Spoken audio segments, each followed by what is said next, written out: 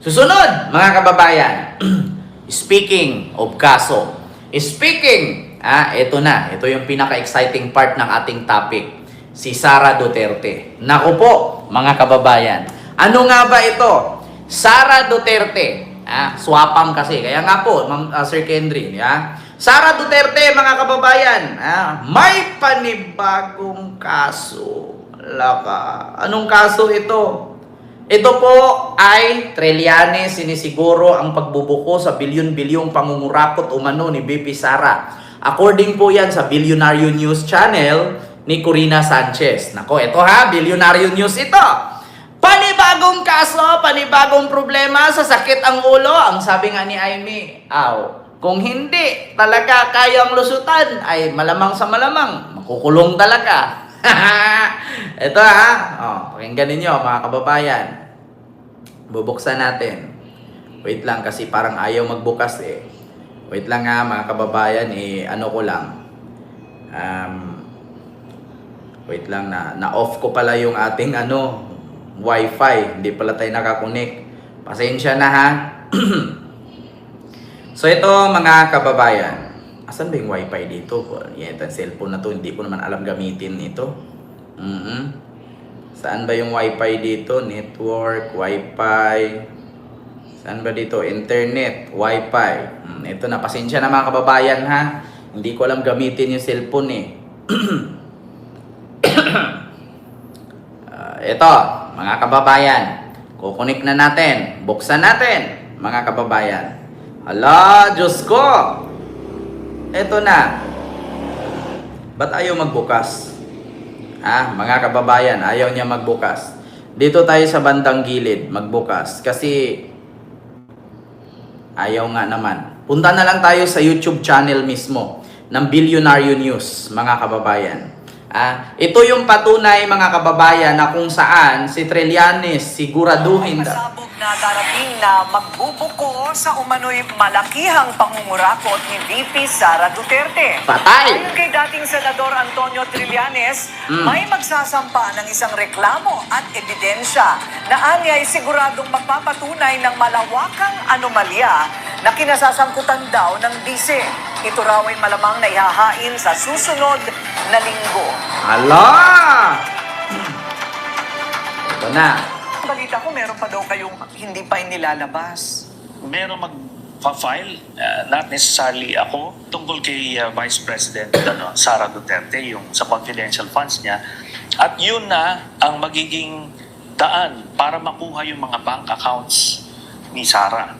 Pag nakita yon, makikita yung dividendo nila from the drug lords. Namin sinasabi ko noong pa, sila magkakapatid, binibigyan sila every 6 months. Tapos, meron pa sila makikitang iba dyan.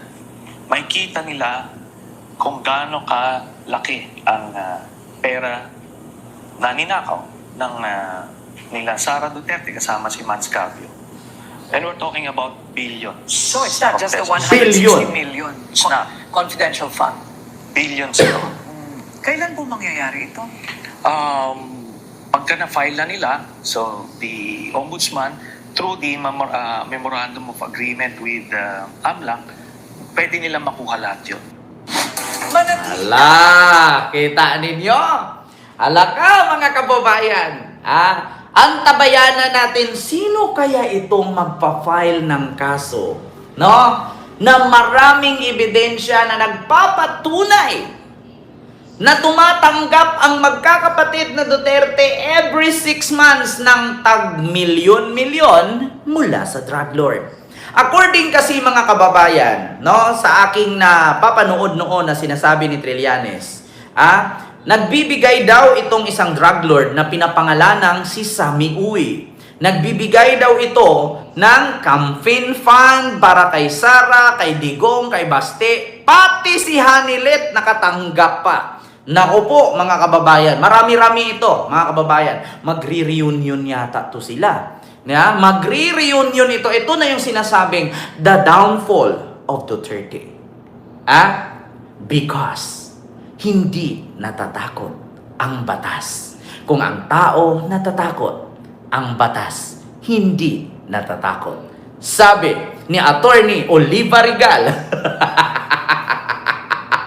That is because the justice will not defend. Diba? Sabi ni Atty. Regal yan. Ngayon pakinggan natin mga kababayan. Ako, Diyos ko po. Narinig ninyo ha? Na may magpa-file ng kaso. Hindi ko alam kung sino ang magpa-file. Bukod kay Trillanes, may magpa-file ng kaso na magpapatunay. Nako po, eto na nga mga kababayan. Pakita ko sa inyo ha. Trillanes, eto, tumanggap ng pera si Duterte kay Sammy Uy.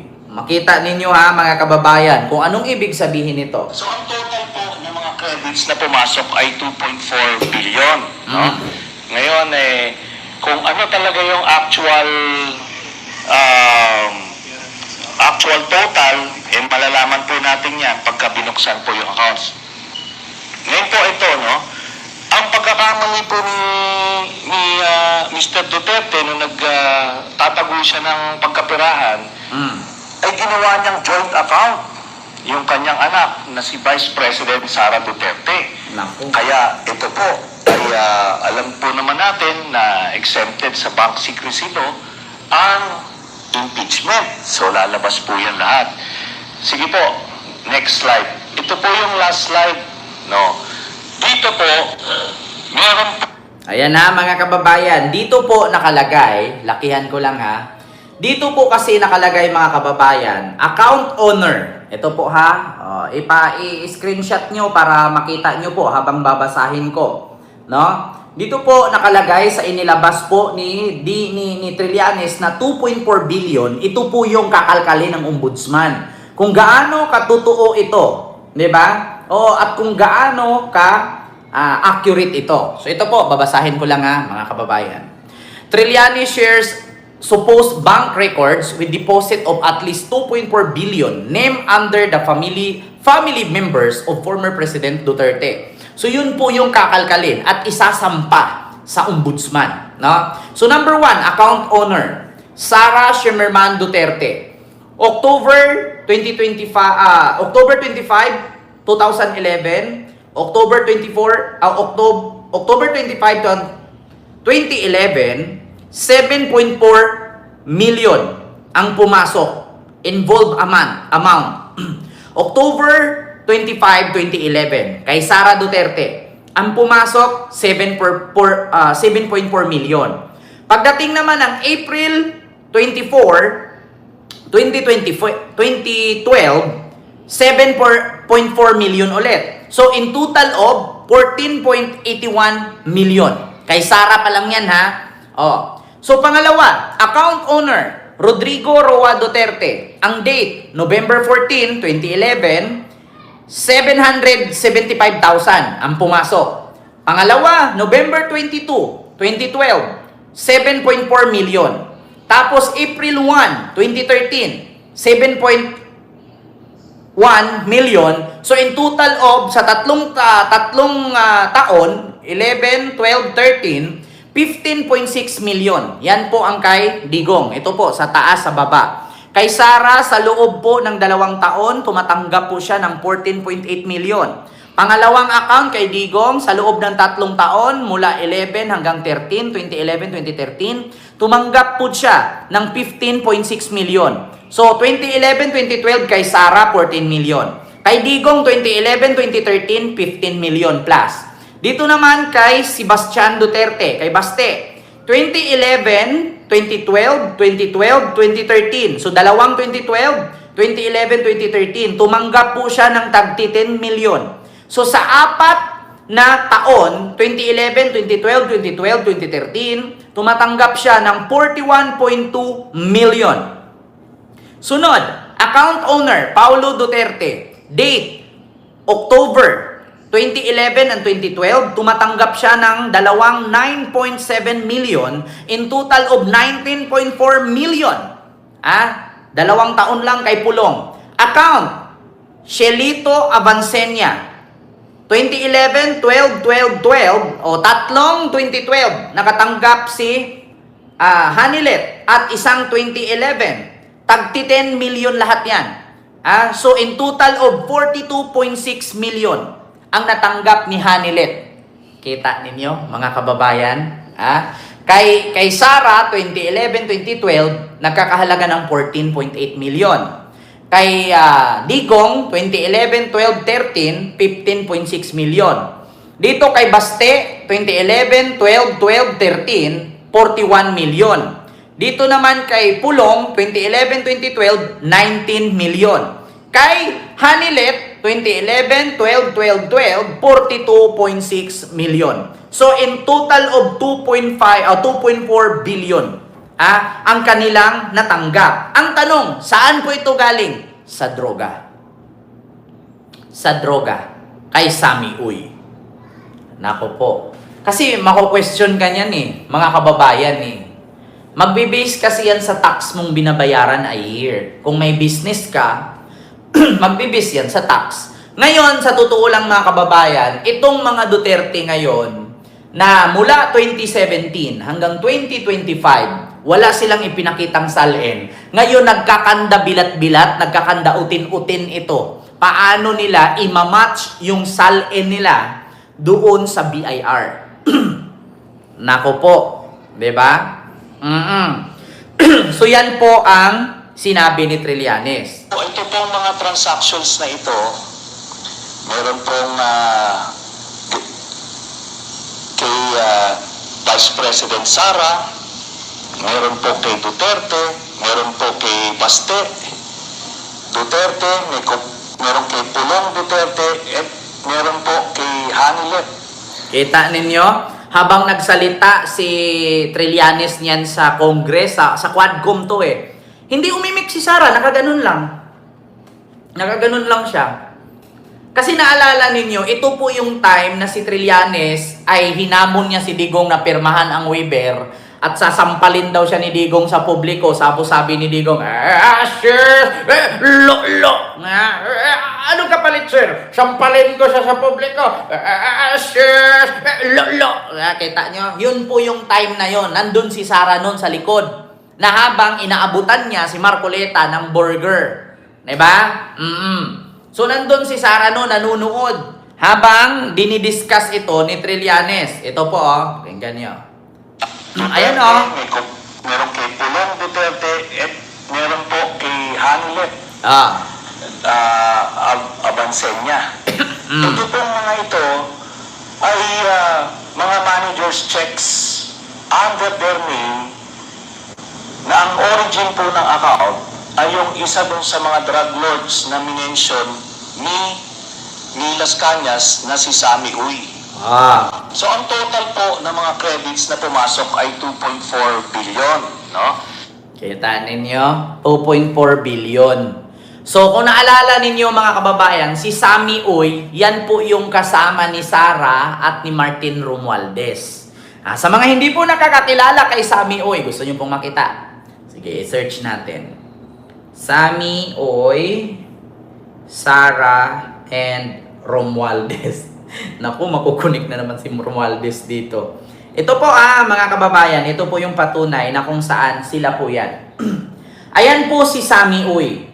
Yan po ang kasama ni Sara, ni Romualdez. Yan po si Sammy Uy. Hindi ko sinabing tumanggap si Romualdez dyan Malay natin, pina-picture lang ni Sara or di kaya pinakilala ni Sara si Sammy Uy kay Romualdez. 'Di ba? Nako po. Kaya wag niyo hamunin si Romualdez mga Duterte, kasi pag si Romualdez magsalita, dapat lang talaga, kung ako tanungin, pwede ba gawing state witness si Romualdez? Yes, papayag ako. Bakit? Malay natin, malay natin sa picture na to may nangyari. May nangyaring kababalaghan na abutan. So pwedeng mag-state witness si Romualdez dyan. Diba? Payag ba kayo, mga DDS, mag-state witness si Romualdez? Yes, pumayag kayo para sabihin ni Romualdez dyan kung ano ang nangyari pagkatapos ng picture na yan. Diba? Ay, nako, di poga talaga ba? Ayan po si Sammy Uy. Alam nyo na. Yeah? So, ngayon nga, mga kababayan, ito na nga yung sinasabi natin na may ads po, wag po kayo mag-skip. baka maraming alam si Romualdez. Kaya nga Sir Kendry sa totoo lang, pinag-initan nila ng pinag-initan si Romualdez, hindi nila inisip na kapag si Romualdez magsalita,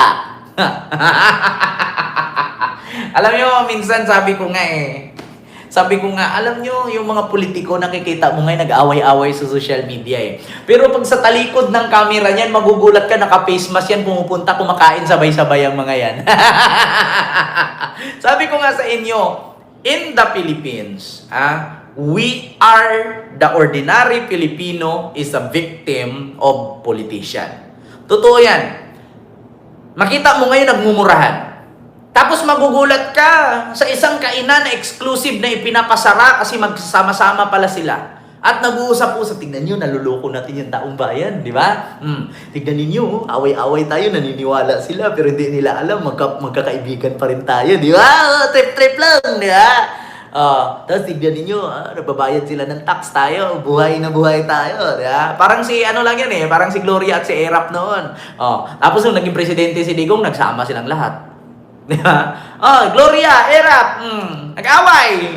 Nung na-presidente si Digong, binigyan ng pardon silang lahat, nagkakaibigan na. Andun pa si Imelda. Diba? Kita ninyo, away ngayon. Next year, magkaibigan na naman. Totoo yan. Pakita ko sa iyo picture. Tingnan nyo ha. Tignan ninyo. Erap, Gloria, Imelda, Duterte. Hindi naman tanggi yan, mga kababayans. Anong tawag nyo dyan? Anong tawag nyo dyan? Itatanggi nyo pa yan? Anong tawag nyo dyan? Away-away ngayon, kaibigan din soon. Ay, nako. Sabi ko nga sa inyo Di ba? Ganyan naman talaga. Diyos ko. Pag-usaping politika, away. Pag-usaping pera, kaibigan. Ganun lang. No matter how. Pero naniniwala ko si Imelda, hindi na kailangan pera yan. This is the reason that I want to survive. Because is it million or billion? Billions. This is not only conceived the Philippines, but the world. Yan, sabi ni Imelda yan. Not only the Philippines. It can only save not only the Philippines, but the world. And this is the reason that I want to survive. Yan. Maraming pera si Imelda. Pinaplastic nga lang nila. So, yun po ang katotohanan, mga kababayan. Ngayon, tanong ko, alam nyo na. Napanood nyo na, magsasampa ng kaso na panibago kay Sara. Ngayon, mga kababayan, ilan na nga ba ang kaso ni Sara? Ilan na nga ba? Gusto nyo bang malaman kung ilan na ang sinampang kaso kay Sara? Ito po, sa pamamagitan ng aking pag-research, sa aking pananaliksik bilang isang vlogger, bilang isang content creator, bilang isang politician, political vlogger, no? Sa aking pananaliksik, nakuha ko mula kay makapangyarihang baba. Si makapangyarihang baba, ito. Mga kababayan, ay malalaman nyo po kung kanino ito galing. Kay makapangyarihang baba. Katotohanan ay maraming kaso nakapila kay VP Sara, no? Ang dahil-dahil niyang kaso at hindi natin masasabi na kumbaga walang accountability. Marami pa rin pananagutan kasi ang dami pa rin kaso. Nakita naman ninyo sa COA, disallowance regarding the confidential funds, nakatenga pa rin yan on appeal before COA Commission. May 3 petisyon tungkol sa confidential funds sa Supreme Court. So tuloy-tuloy pa rin yan. Tapos may COA proceedings sa 2023 confidential funds about OVP, pati na rin ang DepEd. So hindi kumbaga makakaligtas kung may anomalya man. Kita nyo? Ganun po kadami ang kaso ni Sara. Ngayon sabihin natin 15 kakaso yan o 20 kakaso. Dagdagan pa yung sinabi ni Trillanes kanina. O sabihin natin 15, madagdagan ng 2, 3, 4, nako, 20 na. Ang sabi nga ni Aimee, hindi makakaligtas. Ito Tas kung may anomalya man. Hindi makakaligtas. Anomalya man. Ano sabi? So, hindi kumbaga makakaligtas kung may anomalya man. Ano sabi niya? So, hindi talaga makakaligtas kung may anomalya man. So, hindi talaga makakaligtas kung may anomalya man. So, kumbaga, hindi talaga makakaligtas kung may anomalya man. Bakit ganun yung mga boses nila may S? Sir, hindi talaga makakaligtas kung may anomalya man. So, kumbaga, hindi talaga. So, kumbaga, hindi talaga. Alam nyo na, mga kababayan. Sa mga nagtatanong po kung ilan na po ang kaso ni Sara. So, hindi po talaga, kumbaga, hindi po makakaligtas kung may anomalya man. Talagang maimbestigahan to ng todo-todo. Talagang maiimbestigahan to ng todo-todo. Ganon yung mata niya kasi nahihila na yung botox eh. Kumbaga, hindi makakaligtas kung may anomalya man. So, talagang maiimbestigahan to ng todo-todo. Ang galing, ang galing. Sino kaya makeup artist ni Aimee, no? Ang galing. Ang ganda, ganda. Yung buhok ni Aimee parang, ano na, ang spray.